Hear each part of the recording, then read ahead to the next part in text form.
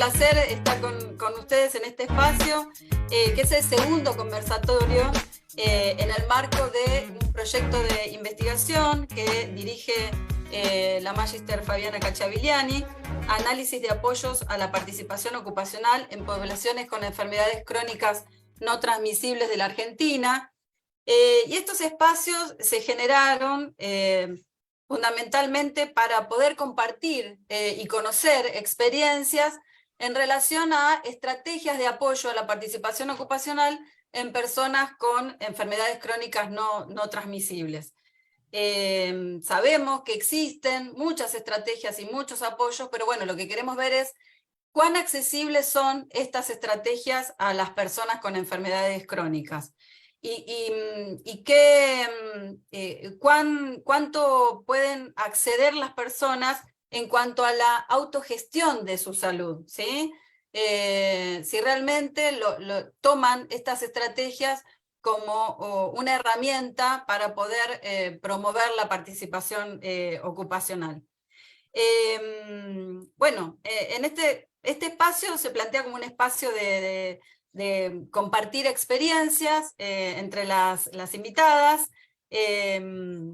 de experiencias tanto individuales, poblacionales como grupales, de personas con enfermedades crónicas no transmisibles, y no solamente desde la experiencia de los dispositivos, sino también qué lugar ocupa esto en la formación académica, ¿sí? Si realmente los profesionales de la salud sociosanitaria tienen acceso a conocer y a manejar estas estrategias para favorecer la participación ocupacional.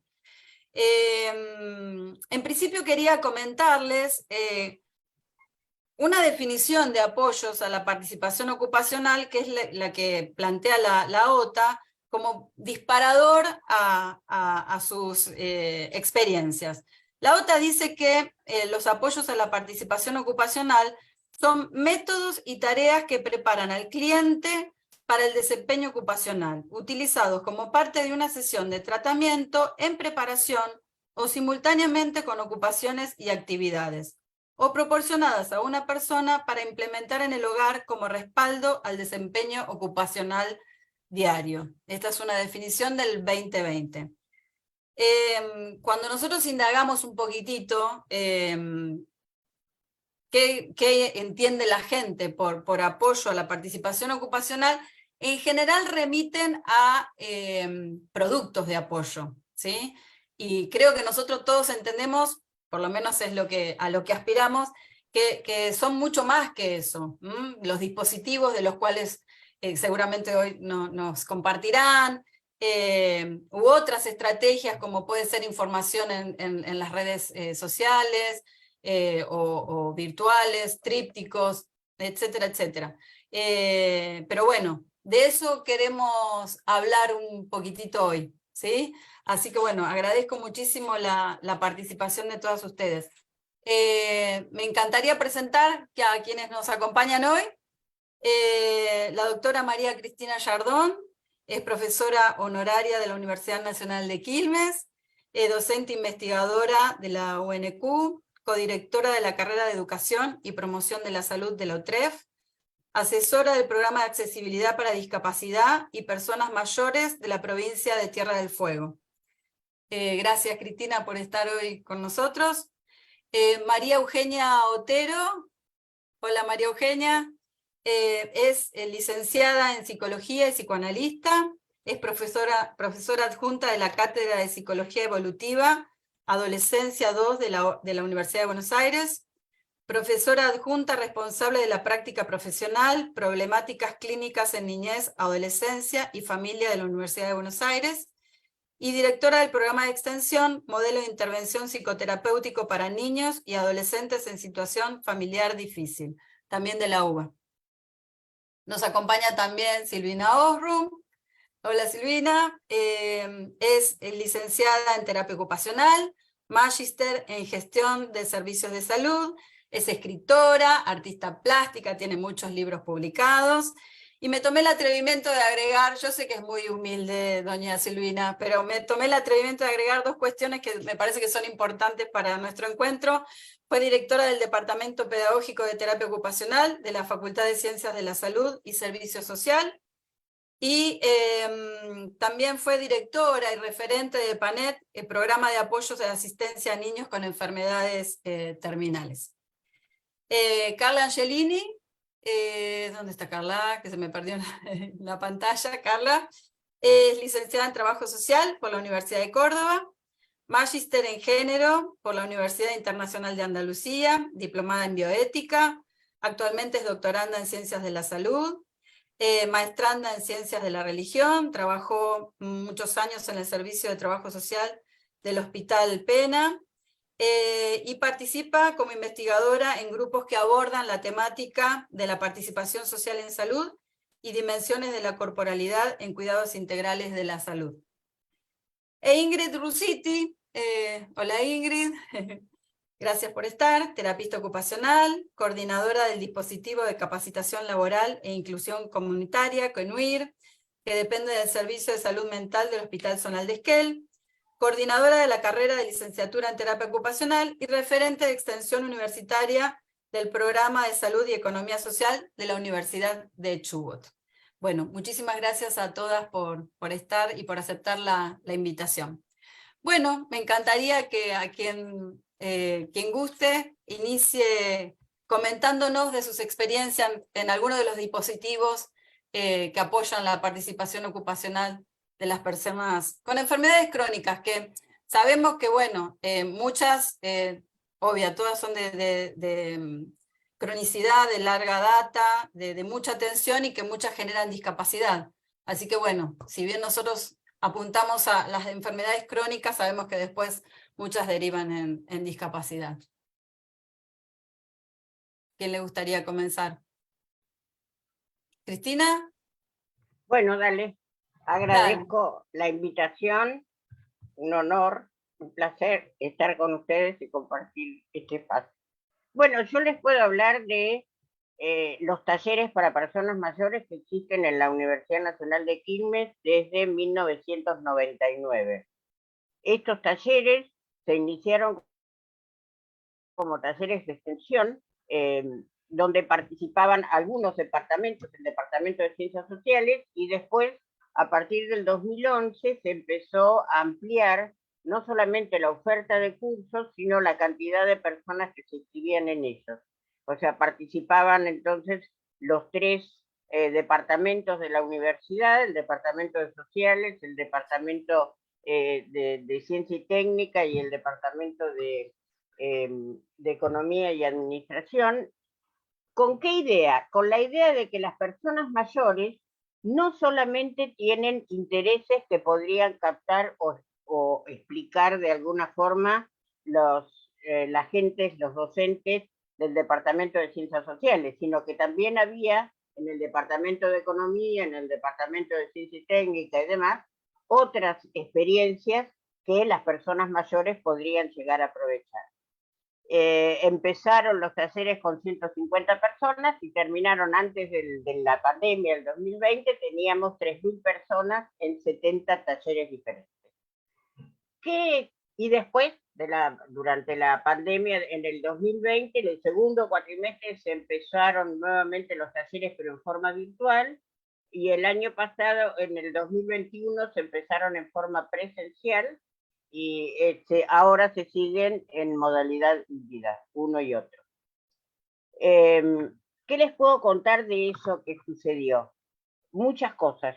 Por un lado, digamos, ¿cómo se da esta participación? La participación ocupacional. Me hace acordar a algunos autores de la psicología cultural, como Bárbara Rogoff, que hablan de 3 planos de participación. Hay un plano de participación que tiene que ver con la comunidad de prácticas, aquellas cuestiones en las que estamos todos metidos y que sabemos hacer, en la universidad, en una cocina, en un taller, o sea, eso sería la comunidad de prácticas. Hay un segundo nivel de un plano de participación sociocultural, que es lo que se llama la participación guiada. que es las relaciones interpersonales. O sea, aquello que uno va aprendiendo con otro, como cuando una mamá le enseña a un chico, a una chica, una receta de cocina, o cuando en un taller uno aprende a hacer serigrafía o demás. Es decir, es la participación junto con otros. Y el tercer plano es la apropiación participativa, que ya son las modificaciones que se producen en la construcción subjetiva de cada una de las personas por haber estado participando en este tipo de actividades. Lo que nosotros podemos destacar fundamentalmente es en este plano de la apropiación participativa. ¿Cómo y de qué manera eh, cuando entran, o sea, hay personas que tienen 20 años de trabajo en los talleres para personas mayores, hay otros que tienen 8, pero una vez que empiezan, quieren seguir. Cuando empiezan hay algo que los caracteriza, que es como que ellos no tienen demasiada, ellos y ellas no tienen demasiada conciencia de sus propias posibilidades. ¿Sí? O sea, desconocen que tienen habilidades que por ahí han estado ocultas, por ahí no lograron expresarse o ellos mismos no lograron llevarlas a sus últimas potencias, pero empiezan a encontrarse con cuestiones que nunca habían considerado. ¿Por qué empiezan a encontrarse con esto? Justamente por el trabajo con otros y otras. Porque acá lo que se da, es decir, esto que preguntaba Liliana hace un rato, es decir, es el rol de la universidad en construir espacios de participación conjunto, el rol de las distintas instituciones, pueden ser educativas, de salud, de educación, distintas instituciones que tienen el rol y asumen este rol para ofrecer a las personas diferentes actividades. Los talleres que se ofrecen son desde los talleres más tradicionales, que pueden ser memoria, computación, los que siempre existieron, digamos, para las personas mayores, como talleres más actuales o más críticos, que fomentan más el pensamiento crítico, como sexualidad, erotismo, amor y biopolítica, temporalidades y legados, pensando en voz alta en esta etapa de la vida. Es decir, aquellas situaciones por ahí más complicadas que tenían ciertos temores o conflictos para poderlos abordar. Entonces se empiezan a meter en estas cuestiones y por otro lado, yo diría un aspecto para no hablar demasiado, que es importante, es que se encuentran con los propios prejuicios. O sea, yo dije, se encuentran con sus potencialidades, pero también se encuentran con sus propios prejuicios, con cosas que pensaron y que de repente se dan cuenta que las pueden volver a pensar, porque están con otros y otras, no solamente los compañeros, sino los docentes, les docentes, o sea, tienen, es decir, el aprendizaje con personas de diferentes edades, aprender de los jóvenes, salirse de ciertos prejuicios que tienen con respecto a los jóvenes o con respecto a algunas cuestiones. Por ejemplo, una experiencia muy hermosa que hicimos el año pasado junto con estudiantes de la carrera de terapia ocupacional y un hogar de día, nos pidieron autorización para poder traer a 5 personas de ese hogar de día a compartir un taller, que fue el taller final del grupo, en diciembre. Entonces, bueno, preparamos al grupo que venía al taller nuestro, que se llamaba Cuidándonos entre nosotros, y las estudiantes de la carrera, junto con sus docentes y con las terapistas ocupacionales, que eran las que coordinaban este centro de día, organizaron un taller muy simple con distintas actividades que todos hicieron los 5 que venían invitados, los 8 que llegaron ese día, había más, pero que bueno, el último día a veces se dan de vacaciones, qué sé yo, esos 8 más los que coordinábamos.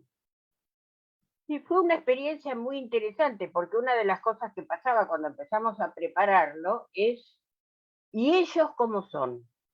Y si les agarra, ¿cómo son esas personas que están en un centro de día? Mm. Y entonces se plantea esa vieja cuestión de ellos y nosotros. Hay unos que compartimos una cierta identidad y hay unos otros que no la comparten y que producen a veces miedo, pero que producen como una cierta tensión.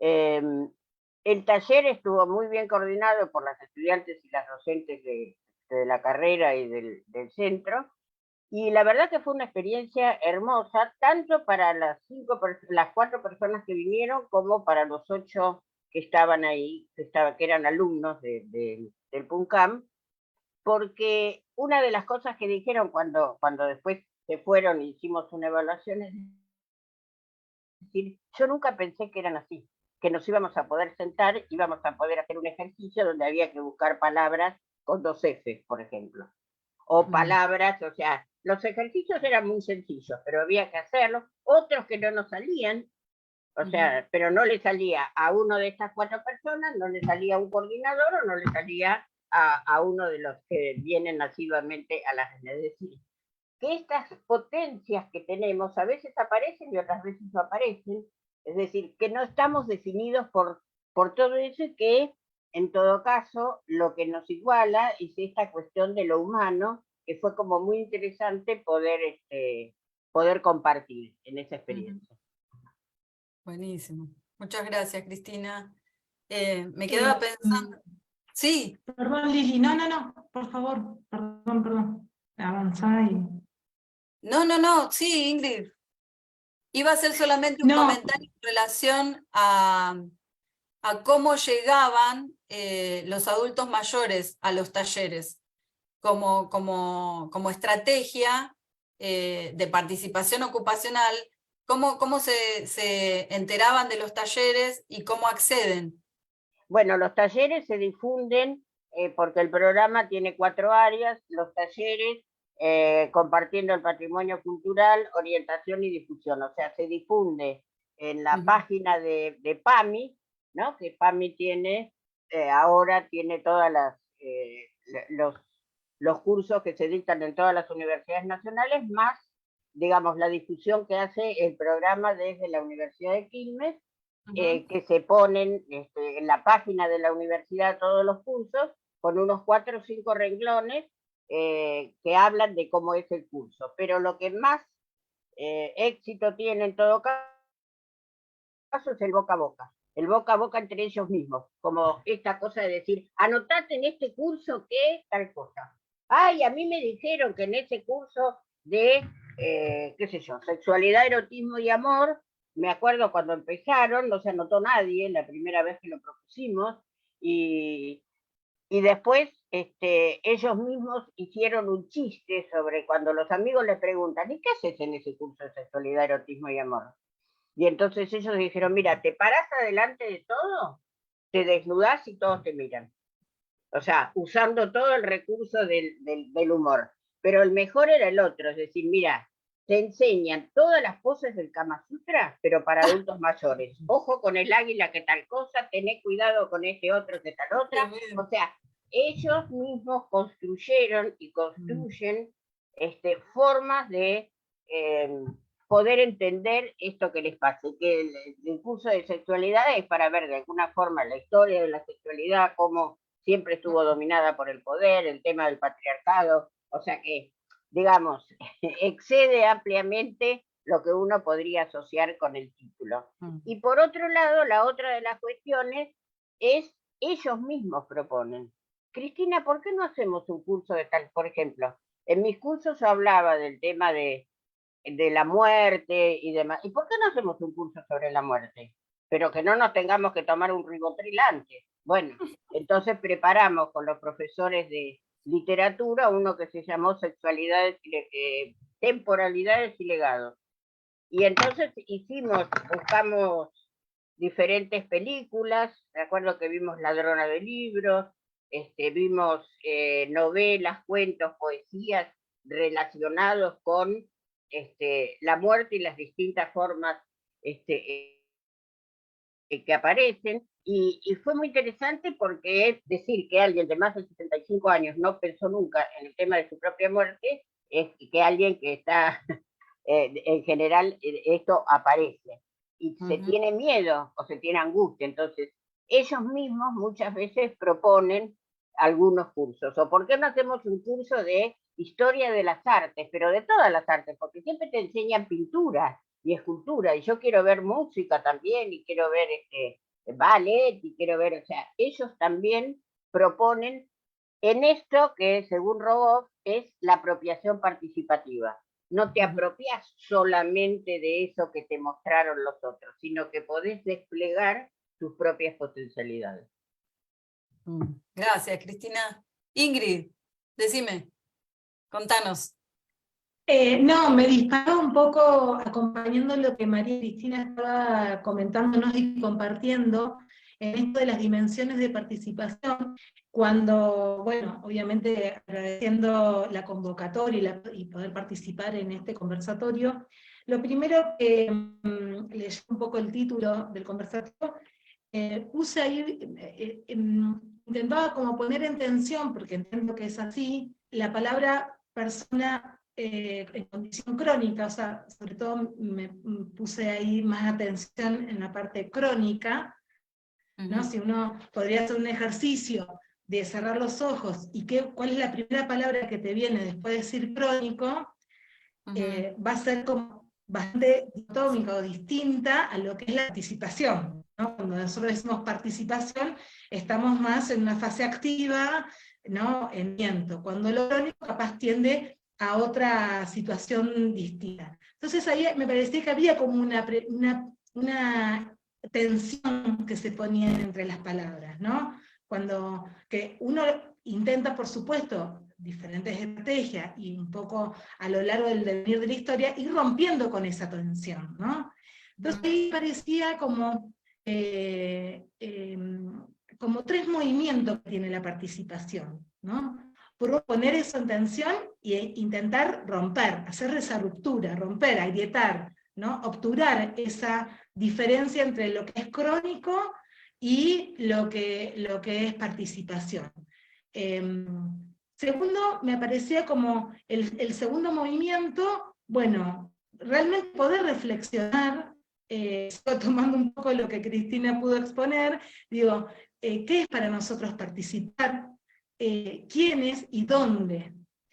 Y dónde me parece interesante poder pararme aquí desde dónde puedo participar y desde dónde habilito a participar, desde dónde apoyo a participar, porque también en lo comunitario, al menos es donde más me muevo, o donde más experiencia tengo, es romper también el poder conquistar aquellos espacios, ¿no? Yo decía, la participación tiende a ocupar justamente esos otros espacios, ¿no? Entonces el participar, ir al encuentro, ¿no?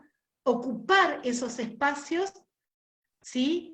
Que pueden estar habilitados o no, después se verá. Digo, pero ahí hay un segundo movimiento. Voy a ocupar ese espacio que se podrá habilitarse, ¿no? Lo habilito, y siempre con otros, ¿no? Siempre con el encuentro con otros.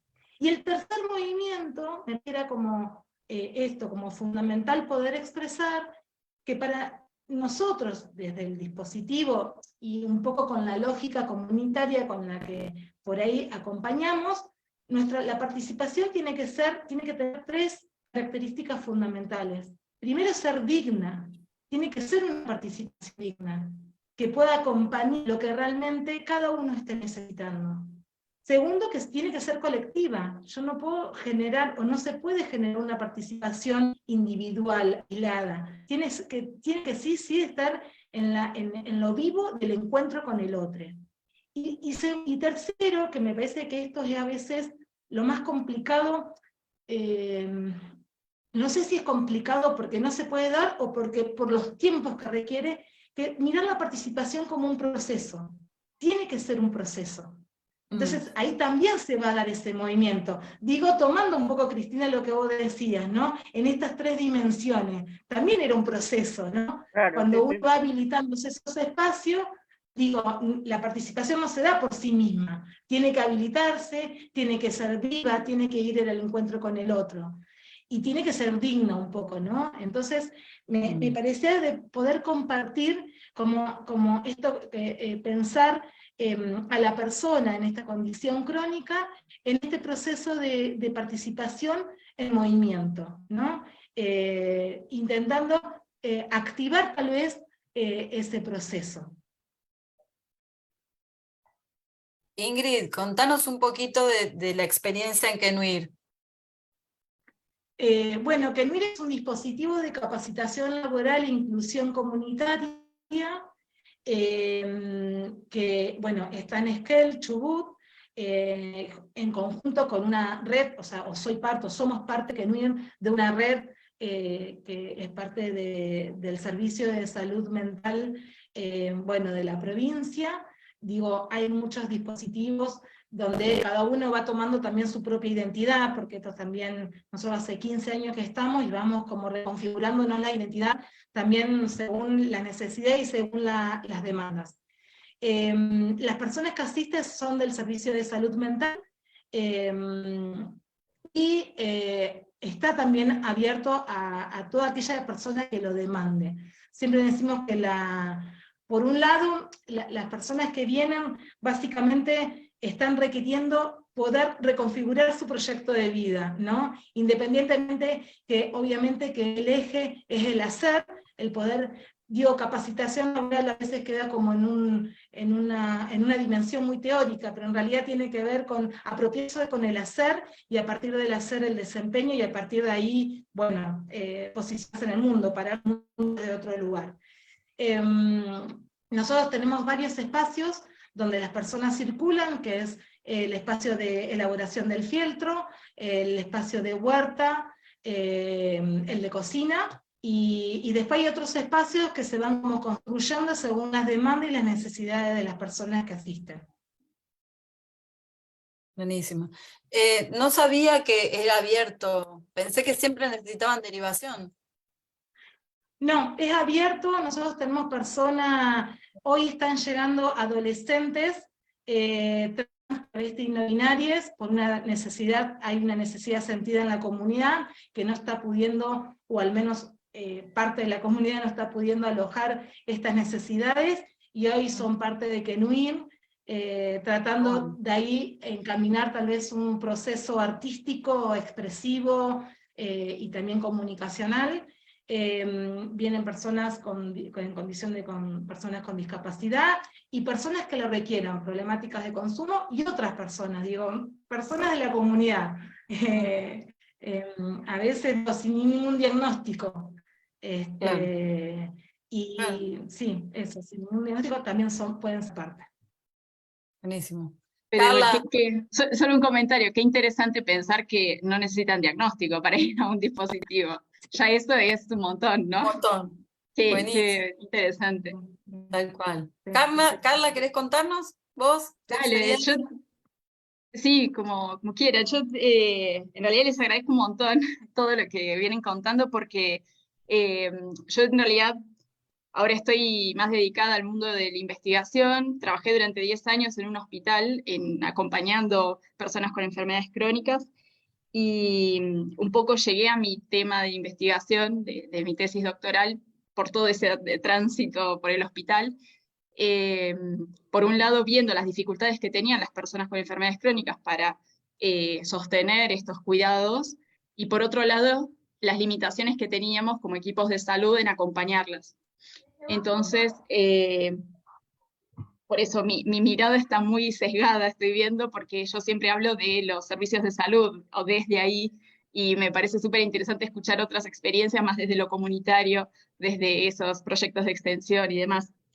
Y algo que, bueno, también estábamos hablando con Fabiana el otro día, es que cuando me comentaron sobre este encuentro, digamos, hablábamos de los mismos temas, solo que con conceptos diferentes. Entonces, por ahí yo voy a hablar de algunas cosas que está inscripta como en una gramática desde el servicio social, desde el trabajo social, y por ahí difieren algunas cosas, pero estamos hablando de lo mismo. Y a mí uno de los disparadores, así que vengo trabajando hace mucho y que más ruido me hace, es el tema de la autogestión. en términos de cómo lo entendemos y, por lo tanto, el impacto que tiene en lo concreto a la hora de pensar proyectos y demás. Y a mí siempre me hizo mucho ruido esto de entender que, bueno, las personas tienen que cumplir tratamientos, ¿no? De verlo de esa manera, como de unidireccional y un poco pensado desde la individualidad. Entonces, yo entiendo que la autogestión está cargada de un sentido político en este orden mundial, digamos, ¿no? Cargado de un sentido individualista y demás, pero mi intención, y quería conversarlo con ustedes, es empezar a pensarlo, y creo que todas acordamos, desde la singularidad y por lo tanto de pensarlo de manera relacional, que es lo que ustedes contaban, chicas, en los proyectos, ¿no? Que están desarrollando. A mí, por ejemplo, esto, ¿no? De cómo construimos los sistemas de cuidados de las personas con enfermedades crónicas y cómo salimos de esta visión de autogestión ligada a una responsabilización individual del cuidado, ¿no? Y siempre, digamos, la pregunta, por ejemplo, era eso, bueno, ¿cómo se mide el éxito de un tratamiento? ¿No? Cuando, por ejemplo, una persona era ingresada en el hospital por una descompensación, el laboratorio, ¿no? El examen de laboratorio era como el síntoma de que no estaba bien. Pero no de él o de ella como orgánicamente, sino que hay un sistema de cuidados que no estaba funcionando. Entonces, esas eran siempre las discusiones que teníamos, ¿no? Bueno, se reorganiza o se acomoda un poco el laboratorio y se va a la casa. Y en realidad no, digamos, siempre pensábamos en la internación como un dispositivo justamente para repensar los cuidados que estaban ahí en juego, ¿no? Y en ese sentido pensaba en esto, bueno, todos los factores protectores, diría Braille, ¿no? Todos esos dispositivos que estamos construyendo para que las personas puedan sentirse mejor en estas enfermedades crónicas. Generalmente cuando yo hablo de enfermedades crónicas, yo trabajé más con personas con diabetes y con EPOC, ¿no? Con ese tipo de enfermedades, y posteriormente en cuidados paliativos, que bueno, paliativos también es otro mundo, un mundo que tiene mucho que ver con esto, pero nada, pensando en esto concretamente de la autogestión y cómo formamos profesionales de la salud, intentando como abarcar otras formas de comprender estos sistemas de cuidados y que no todo termina cuando se le da una indicación, ¿no? a un mal llamado paciente.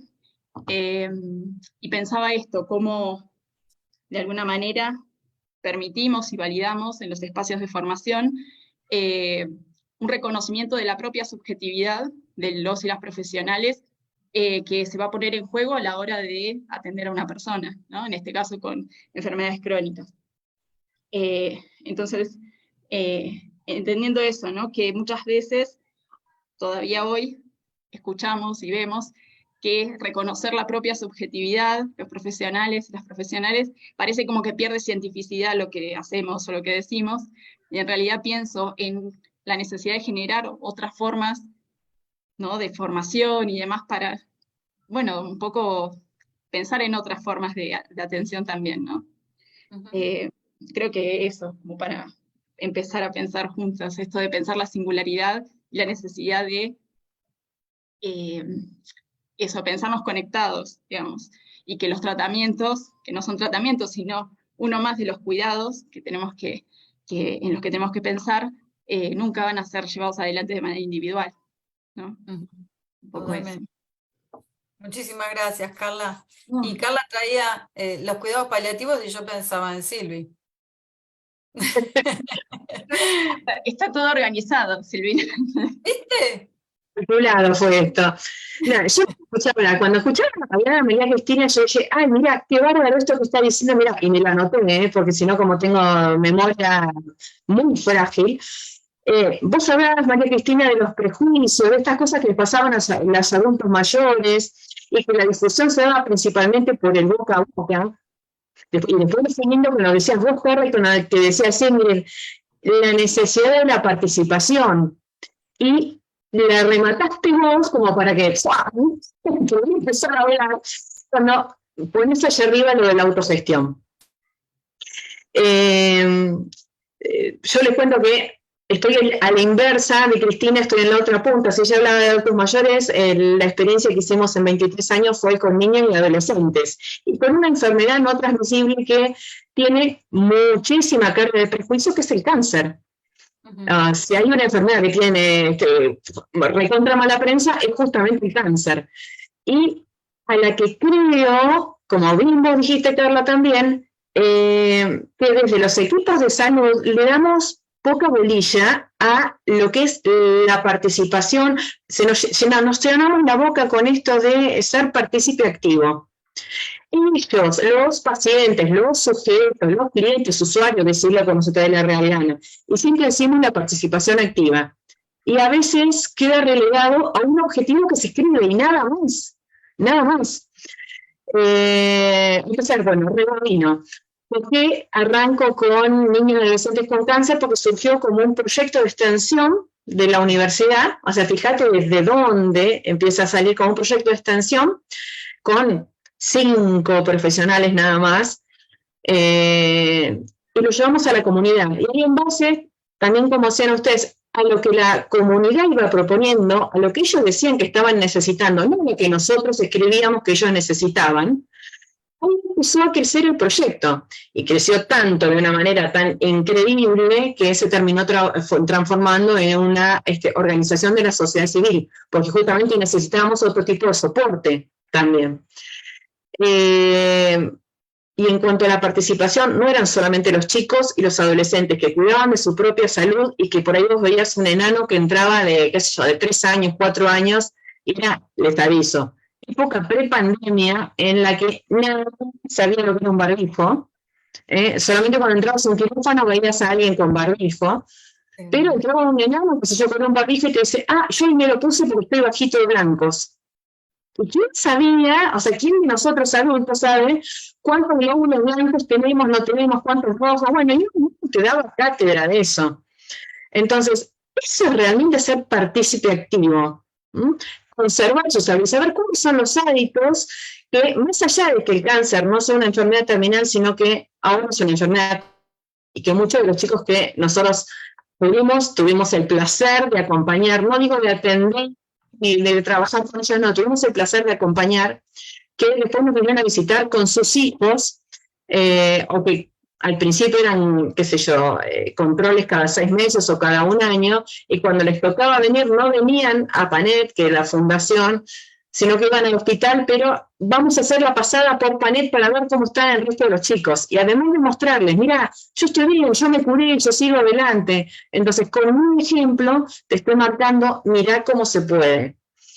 Y se puede, no era solamente con los chicos, sino con las adolescentes. Igual, ustedes avísenme cuando deje de hablar, porque yo me recontraemociono y me meto. No era solamente con ellos, sino básicamente con sus familias. Y además con la comunidad. Era un micro que venía cargado de nenes, donde algunos tenían cáncer, pero además eran sus hermanos, los amigos y los nenes del barrio. ¿Y qué venían a hacer? Jugar, lo que hacen todos los chicos, que eso es justamente salud. Es no focalizar en lo que no tienen o en lo que les está pasando, sino en lo que sí tienen. Tienen infancia, tienen adolescencia, tienen un montón de vida en este momento. Entonces bajaban montones de nenes a jugar, y detrás de los nenes, ¿quiénes venían? Los papás, las mamás, abuelas, tías, alguna vecina colada, que también dice, no, ella porque es mi comadre, que es la que me cuida a los otros nenes cuando yo estoy con el nene internado. Entonces se hizo una hermosa comunidad de acompañamiento y de cuidados, y que duró un periodo de 23 años. Digo no porque terminó cuando empezó la pandemia. Vieron que algunas cosas tienen su ciclo, y uno tiene que decidir, bueno, listo, hasta acá llegamos. La decisión a mí me costó muchísimo tomarla, pero casualmente cerramos en diciembre del 2019 y ahí empezó la pandemia. O sea, que fue como premonitorio de un montón de cosas. No hubiéramos podido pagar el alquiler de la sede, los chicos no habrían ido, o sea, hubiera sido un barranco abajo, y terminó muy arriba. ¿Y qué era lo que hacíamos? Bueno, lo que ellos necesitaban. Hablando de las madres, por ejemplo, me habían macheteado acá para acordarme de los microemprendimientos productivos. Nosotros lo llamamos ahí porque nosotros tenemos, en Panet tenemos MEPs. Claro, eran microemprendimientos productivos. Mamás que se pasaban muchísimas horas al lado de la cama del nene, 40 días, 50 días internados, así, sin hacer absolutamente nada, teniendo que haber perdido una licencia de su trabajo o haber perdido el trabajo, y estando con horas ociosas enormes. Entonces las mamás decían, pucha, yo quiero aprender a hacer algo con este tiempo ocioso, con el nene al lado. Entonces, bueno, salieron, qué sé yo, cestería en papel, hicimos unas bolsas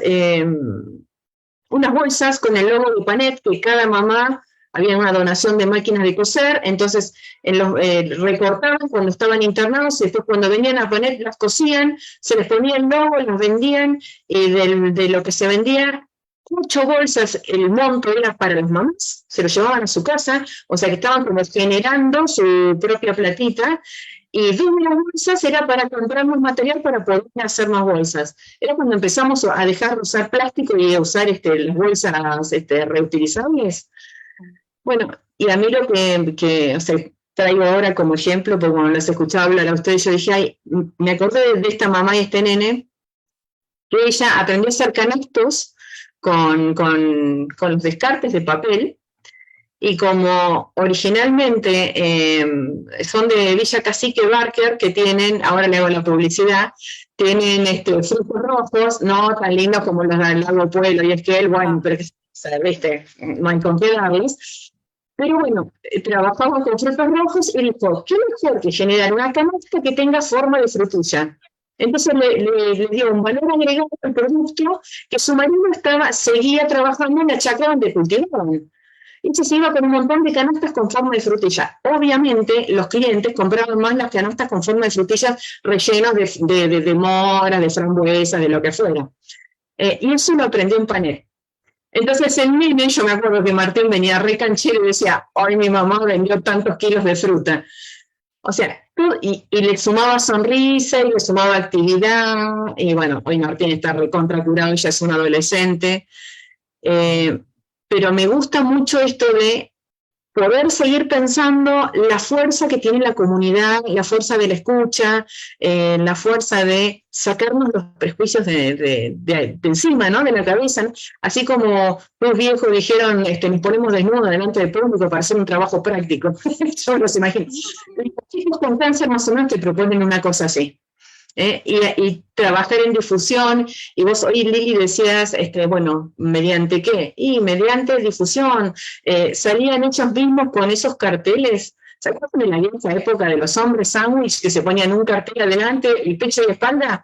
Entonces iban caminando por la peatonal o por la calle Güemes, que es importante acá en Mar del Plata, ellos, sus hermanos, sus amigos, todos con un cartel, por ejemplo, la sonrisa es contagiosa y en la espalda el cáncer no.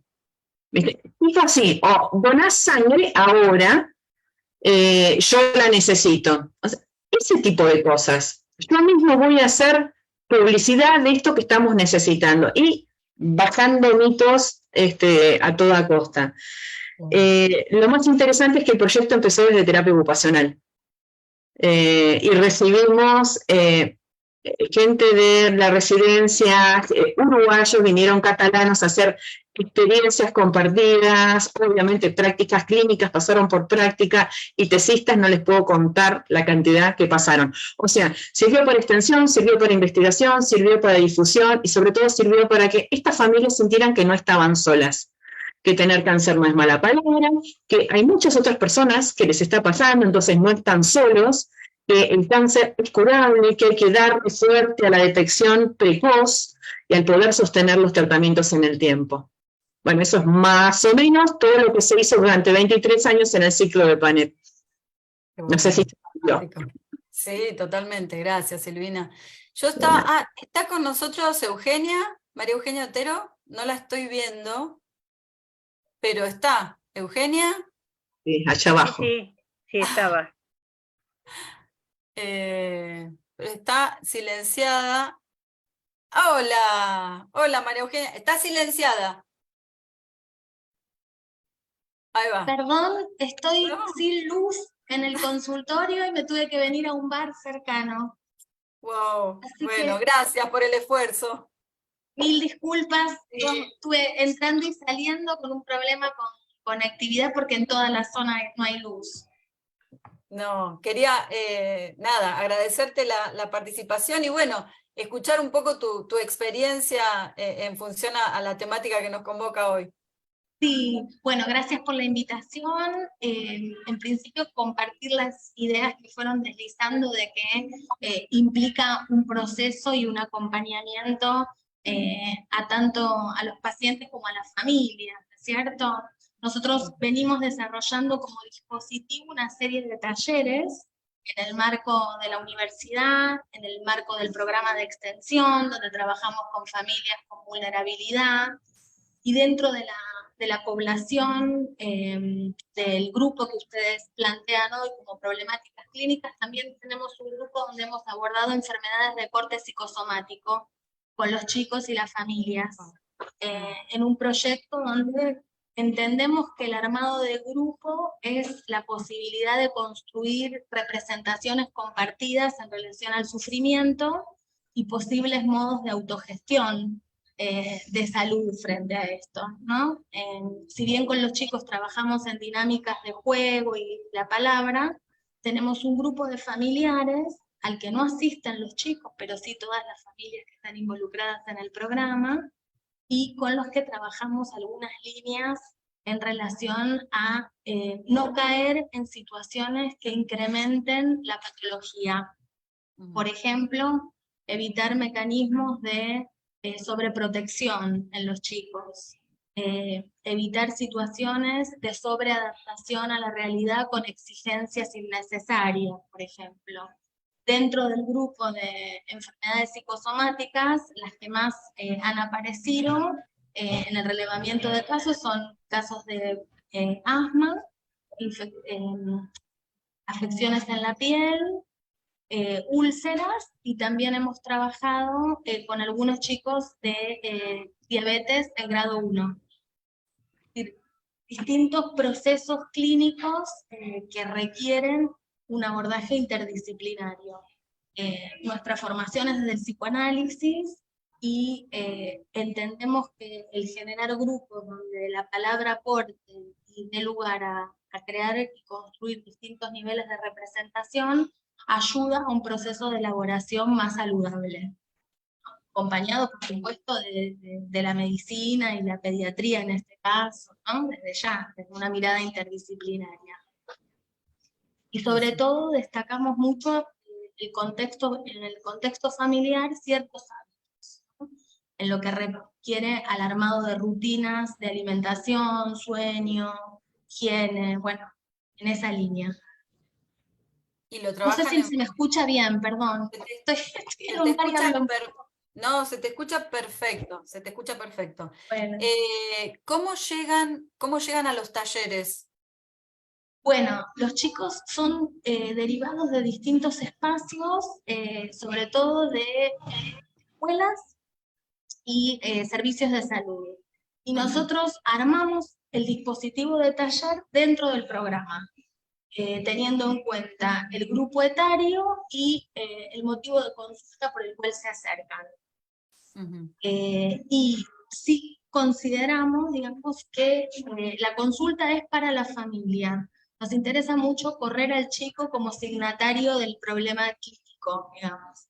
Entendemos que el chico puede portar una sintomatología, pero que compromete el entramado familiar. Entonces, es condición de participación en el programa que la familia asista a la asamblea y al grupo de familiares. Para no asignar al niño como el paciente, digamos, o el chivo expiatorio de la problemática familiar. Perfecto, perfecto.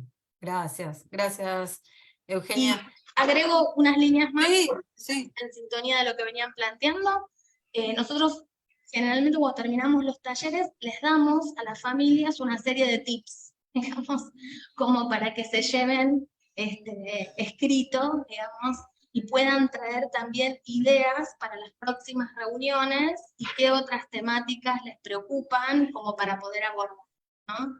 esos tips tomamos, digamos, como algunos lineamientos de lo que para nosotros serían la construcción de hábitos diarios saludables, ¿no? Para que ellos lo puedan tener en cuenta. Y las familias trabajan, cuando vos hablas de grupo, hablas de las familias en conjunto, las familias individualmente. Nosotros el grupo de familiares lo consignamos con familias que pertenecen a ese niño, digamos, ya sea sanguíneo o no sanguíneamente. Trabajamos con cualquiera que pueda brindar un vínculo de apuntalamiento, ya sea de familias convivientes o no. Digamos. Incluso dentro del grupo de familiares hemos tomado vecinos también. Bien, fantástico. Cumplen esa función, Fantástico. el de sostener, ¿no? Muchísimas gracias. No sé si alguna quería agregar algo, si no, tengo una pregunta en relación a la autogestión de la salud, y si consideran que es un tema, un enfoque que se transmite en la formación académica, del recorrido, de la experiencia que ustedes tienen en la formación, ¿qué les parece? Largo. Creo que no. O sea, yo estaba, mientras te escuchaba recién, pensaba desde mi propia formación, allá lejos de la prehistoria, ¿no? Pero desde 1982 más o menos, en mi formación, nada. Y después, más adelante, como empecé siendo docente desde chiquitita hasta que hice en la carrera un montón de años, muy poco y quizás con cuentagotas en algunas asignaturas puntuales, pero es como que seguimos enfatizando en la patología y no en todo lo previo. Yo creo que recién ahora se le está dando una mirada un poco más amplia y de el paso anterior. Mira, siempre cuento que en un congreso de pediatría se levantó un pediatra, era re jovencito, como que recién se había recibido, y dijo, gente, ustedes saben que es mucho más barato construir un cartel gigante con luces, con reflectores, qué sé yo, a 300, diga, cuidado, a 300 metros precipicio. Eso es mucho más barato que construir abajo del precipicio un hospital de alta complejidad para recibir a la gente que se va cayendo. Y yo dije, es un genio, este pibe va a ir lejos. Porque no se hablaba de eso. Esto habrá sido por 1990 más o menos. Poco se decía, y además de esto de empoderarse, ser dueño de la propia salud. Y en cuanto a la formación en el grado, desde terapia ocupacional, poco y nada. Más patología que otra cosa. Lamentablemente hablo por la Universidad Nacional de Mar del Plata, que es lo que conozco. Una o dos materias. No. Yo te podría decir sobre la Universidad Nacional de Quilmes, que es la que conozco. Bueno, estas experiencias, si bien no son múltiples y variadas, hay mucho más ingreso de actividades distintas y diferentes. Esta actividad que yo comenté se hizo con estudiantes de la carrera de terapia ocupacional, docentes de la carrera y gente que estaba en este centro de día. O sea, y hay muchas actividades que se van haciendo. Yo creo que depende de la capacidad de las docentes en meterse en esas situaciones nuevas, en meterse en las situaciones comunitarias, en poder pensar, en salirse del paradigma de la patología y pasar al otro paradigma, ¿no es cierto? Que por supuesto sabemos que son procesos.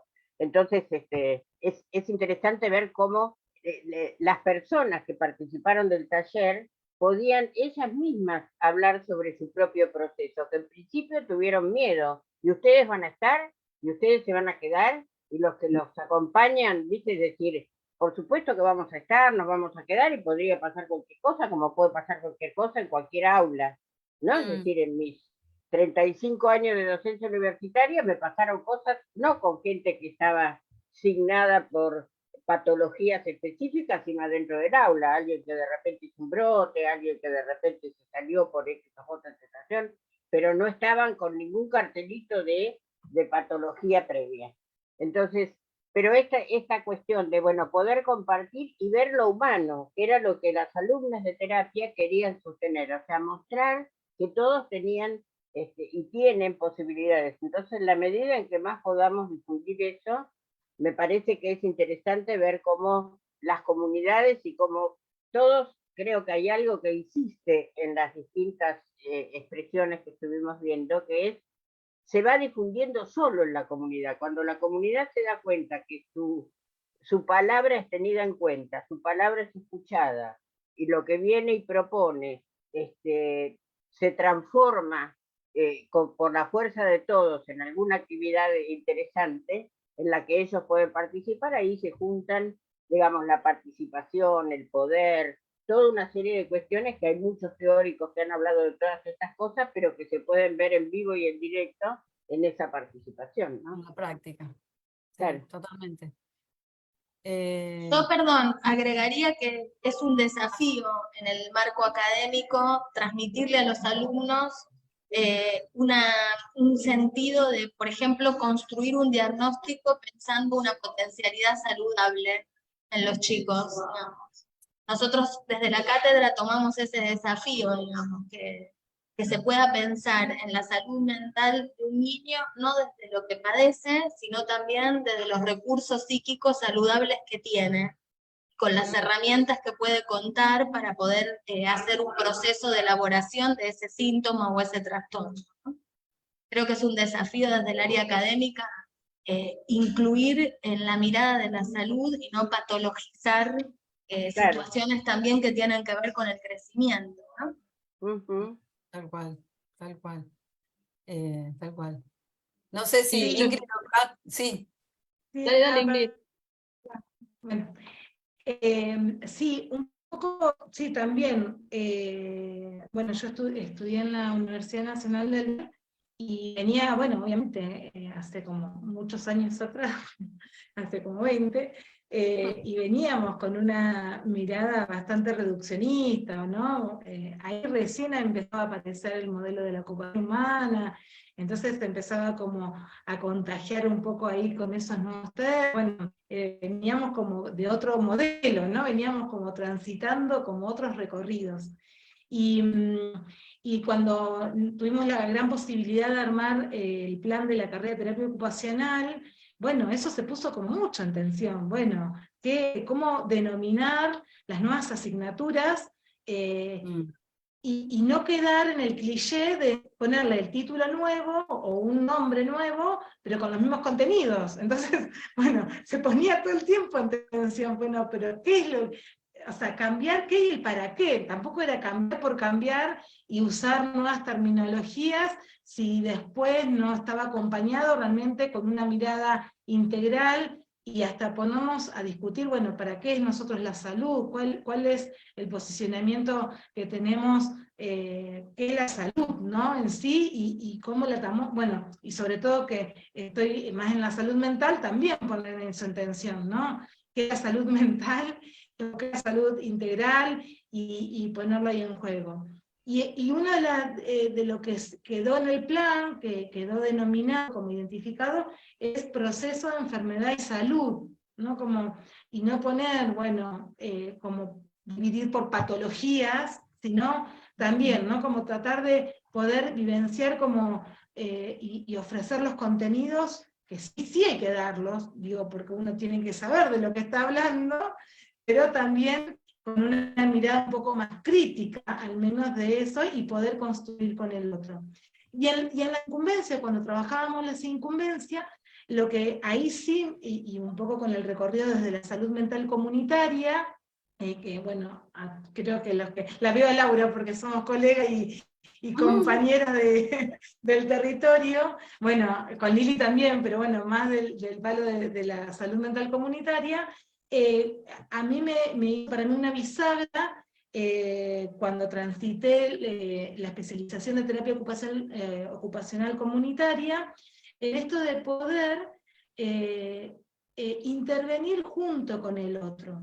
¿no? Mm. Porque también aparecía como una cuestión como muy hegemónica del terapista ocupacional, bueno, yo creo que los objetivos son estos, ¿no? Como, y ahí aparecía como como realmente un escenario de poder, ¿no? Entonces, cuando hice consultorio en su momento, había algo que a mí no me resonaba, digo, pero esto me quedaba como poco, no sé, había algo que quedaba como, algo que no me terminaba como de completar, y sentía que tal vez o observaba o trataba de observar con las personas con las que trabajaba que tampoco había algo que terminaba de cerrar. Y bueno, y cuando empecé como esto a descubrir que el trabajo es con el otro, no es el trabajo de la terapista o del terapista ocupacional o de la trabajadora social solamente, ¿no? O del médico. Y bueno, yo digo esto porque puedo saber y determino que vos tenés que tal cosa, ¿no?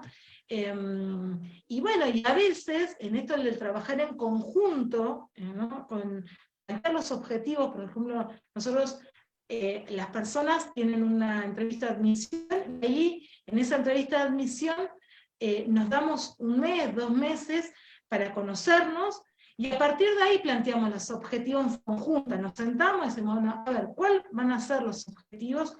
Y bueno, y ahí también hay que bancarse lo que se viene, porque a veces rompe con la lógica con la que venimos trabajando, y digo, no tengo la culpa, y bueno, entonces digo, y ahí empieza como todo un mecanismo, sino se empieza como a meter todo lo que tenga que ver con las innovaciones, que nosotros tenemos que empezar a poder plasmarla en lo que nosotros queremos, porque también, digo, como terapista ocupacional a veces estamos en esas zonas de confort, digo, y bueno, digo, sabemos que aquí es donde me puedo mover, y nos cuesta tal vez escuchar, o poder, bueno, ahí construir en conjunto con el otro realmente el objetivo y llevarlo a cabo. Digo, bueno, ¿qué hago para poder lograr esto?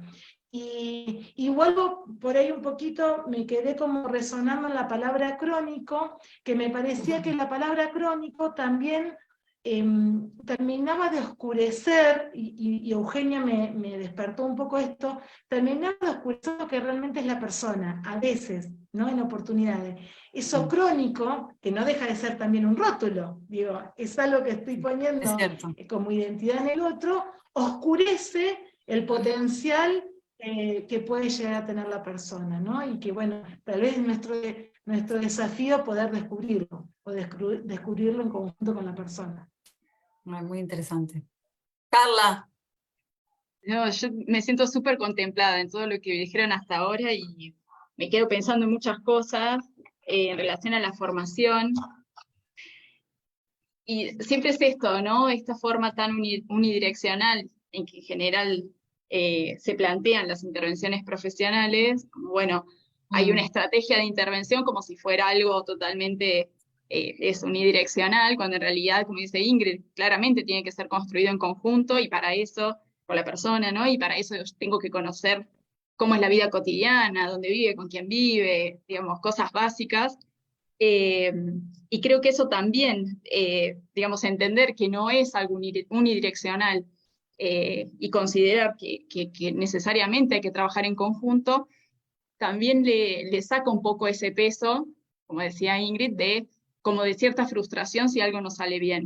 Es decir, yo trabajo con un grupo de personas y armamos sistemas de cuidados y no depende solo de mí, pero yo también soy responsable, digamos, ¿no? Es un poco pensar en eso.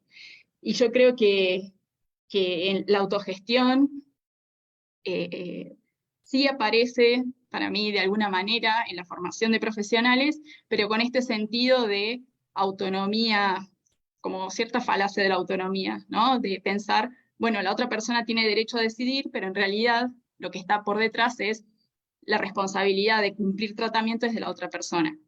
Entonces yo creo que ahí es cuando hay que disputar sentido sobre qué es la autogestión y hasta no entender que ya no hay que naturalizar esas peregrinaciones eternas por instituciones de las personas con enfermedades crónicas buscando medicamentos, la necesidad de presentar papeles y papeles y documentos para acceder a determinados beneficios o prestaciones.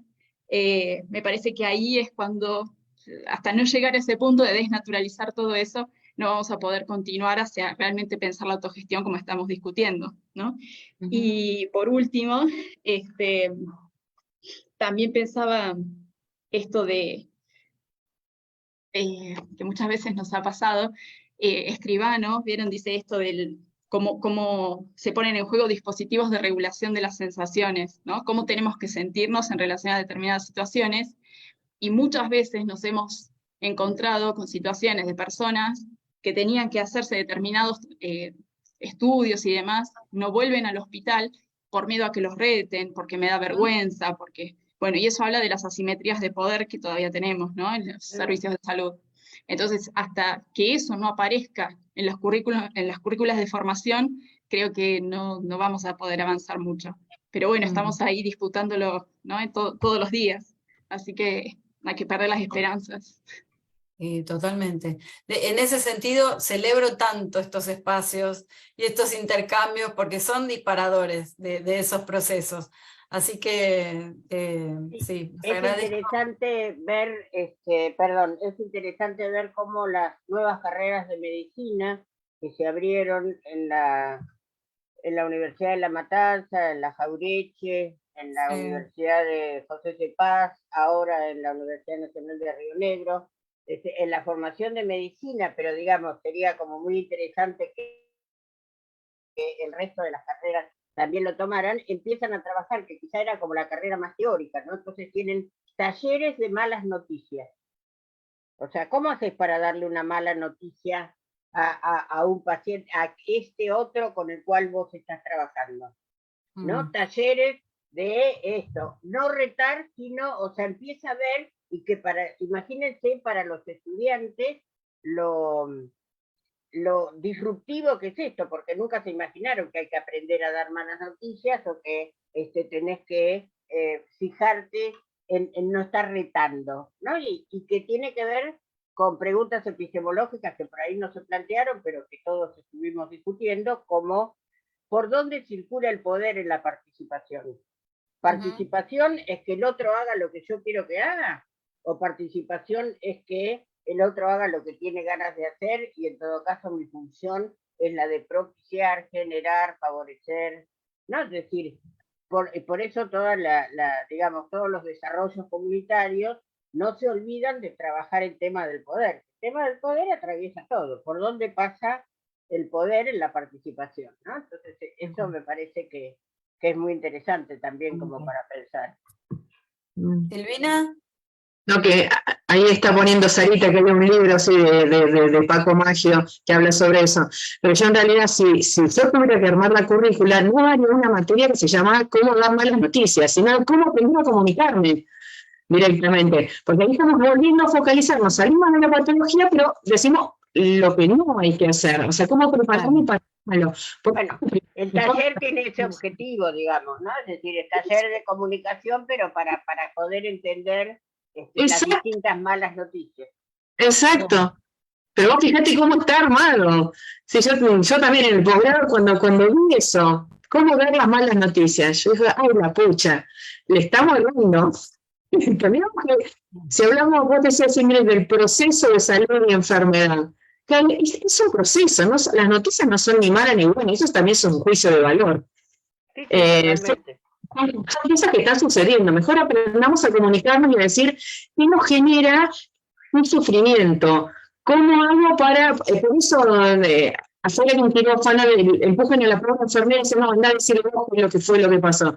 Pucha, lo mandan a los empujones, no, y porque se murió dentro del quirófano, ¿viste? Entonces, sí, es una mala noticia, si te moriste es una mala noticia para tu familia. Pero aprendamos a comunicarnos antes, durante y después, estaría bueno. Tal cual. Como alojar ese sufrimiento. Sí, es que el sufrimiento, bueno, yo me emociona esto, ¿no? Pero el sufrimiento es parte de la vida. No tenemos que sacar ni renegar del sufrimiento. Les cuento una chiquita más. Fuimos a dar una charla sobre promoción de salud y prevención del cáncer infantil. En realidad el cáncer infantil no se puede prevenir porque no es contagioso, pero sí lo que podemos trabajar son los hábitos saludables para que esto no suceda. Y fuimos a un colegio, pero recontra caro, de acá más de Mar del Plata, es como lo top. Y habíamos ido con 2 de los profesionales del equipo y un grupo de voluntarios a dar esta charla que la habíamos dado en jardines de infantes, en primaria y en secundarias. Cuando vamos a dar, eran nenes de segundo grado. O sea que de segundo grado tienen 7 años, ¿no? Más o menos, Sí, sí, por sí. ahí. Bueno, la directora no frena y me dice, mirá, Sil, discúlpame, pero no van a poder dar la charla. ¿Cómo que no van a poder dar la charla? Dice, no, porque se juntaron, escuchen esto, se juntaron las mamás de los niños de segundo grado y dijeron que era demasiado duro que sus hijos escucharan que había otros niños con cáncer. Entonces, para evitarles el sufrimiento, decidieron que era mejor que esa charla no se diera. Bueno, ni les cuento la calentura que me dio en el momento, dije, pobre, lo voy a decir, qué imbéciles, ¿no? Pero digo, no, si les digo esto, me rascan. Y los chicos se quedan sin la charla. Entonces, bueno, bajé mi enoja y le digo, negocié, soy de Libra, negocio, si podemos poner en los signos, ¿viste?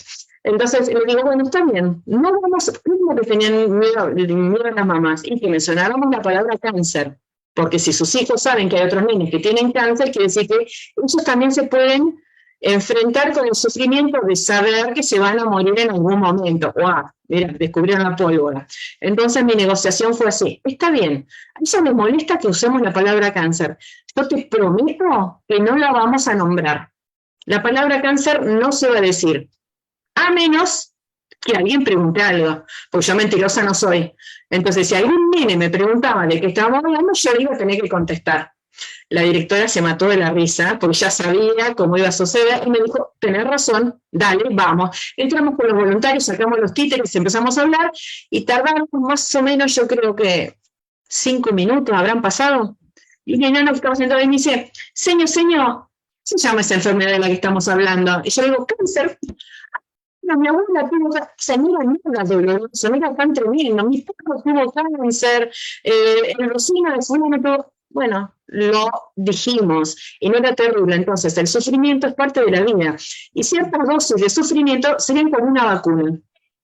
Los nenes que están encerrados en countries o que nunca se sacan una zapatilla y no ponen el pie sobre el barro, sobre la tierra, en otros gérmenes, no tienen resistencia, no tienen sus propias defensas. Entonces, una exposición al sufrimiento, según mi propia versión, es totalmente indicado. Yo le indicaría que sean un poquito sufridores, no que sean víctimas, eso es otra historia. Que vivamos el sufrimiento para saber que es parte de la vida, así como la alegría es parte de la vida también. Gracias, buenísimo. Casi le digo, a la directora, casi se muere. Gracias, Silvi. Bueno, muchísimas gracias a todas. No sé si quieren agregar algo más. Creo que surgieron ideas sumamente interesantes. Yo me quedo con 2 frases que me parecieron fundamentales respecto del corrimiento del escenario del poder, que me parece clave en la autogestión de la propia salud, y la fuerza de la comunidad y de lo colectivo en esta construcción, en este proceso. Me parece que son 2 cuestiones claves en este pensar. Que bueno, sí, lo tenemos que construir entre todos. Creo que cada uno desde el lugar en que trabaja y que transcurre lo podemos lograr. Así que nada, no sé, si quieren agregar algo más, yo eternamente agradecida, me encantó la propuesta y escucharlas. Bueno, yo quería agradecerles la invitación y la apertura a lo interdisciplinario, que me parece que eso es fantástico, promueve siempre un criterio de bienestar que está bueno aplicarlo. Y sumo a la idea de que todo es posible desde la grupalidad, porque casi todos los dispositivos son grupales, y eso es lo que hace el asiento en lo comunitario, ¿no? Claro, así que bueno, muchas gracias. No, a ustedes. Bueno, Bueno, yo quería agregar que por un lado por ahí nos estuvimos mensajeando por el chat, porque en lo personal, bueno, por haber trabajado en un hospital de salud mental, siempre me pareció que el término crónico pensándolo desde donde lo trae la medicina, ¿no? No al médico, sino la medicina en sí, muchas veces obtura la posibilidad de pensar en otras estrategias y otras formas de vivir, o de transitar la vida, diría. Y comparto con Eugenia plenamente que justamente el ocultar lo único que promueve es el sufrimiento. Y relacionándolo con aspectos, hoy se habló no me acuerdo quién de las expositoras está haciendo formación en ética, en bioética, y que justamente uno ha tenido, por el lugar donde ha trabajado, la posibilidad de encontrarse justamente en aquellas situaciones que son de ocultamiento, que lo único que le han generado a esa persona es más sufrimiento, más angustia, más preocupación, cuando ha tenido, por ejemplo, quiere renovar un certificado, el certificado único de discapacidad, y se ha encontrado con que en aquel momento donde no se ponían los números como ahora, que también angustian y preocupan, Sí. sino que se ponía el nombre y apellido, o sea, se ponía la etiqueta, generaba ese cambio de etiqueta, generaba mucha angustia, mucho malestar y mucho preocupación acerca de qué era lo que le estaba pasando. ¿Sí? La preocupación y la angustia y el malestar pasaba justamente por no entender si su condición de salud había empeorado o no. Y no tenía espacios donde poder preguntar, y no había espacios habituales donde poder poner palabras a esto, con lo cual quedaba oculto y el sufrimiento era aún mayor. Así que quería rescatar las palabras de Eugenia, porque creo que en esto es donde creo que Maglio hace un cuestionamiento a eso de las malas noticias, a no poder decir aquello que haya que decir, pero sin el peso y la carga, ¿sí?, de la tragedia, ¿sí? Claro. Porque, por el contrario, la palabra siempre es tranquilizadora. Y lo otro que me parece importante aquí es que ninguna de nosotras habló de tecnologías de apoyo. En realidad, para nosotros, los recursos en los procesos de participación ocupacional, los recursos pasan por los apoyos de los recursos humanos que acompañan, ya sean familia, amigos, hermanos, hijos, vecinos, profesionales, equipos, voluntarios, quien sea. Y esto me parece sumamente significativo. Pensé que en salud el mayor apoyo está ahí, en el recurso humano, independientemente del oficio, tarea o profesión que se tenga. Eso quería destacarlo. Gracias, Ari. Muchísimas gracias. No, a ustedes. Bueno, muchísimas gracias a todas y a cada una por haber participado. La verdad, Ingrid, ¿quería decir algo? Agradecer. Listo. Gracias. Listo. No. Gracias a ustedes. La verdad que me encantó el espacio. Bueno, en algún momento ya nos reuniremos otra vez. Saben que esto queda grabado.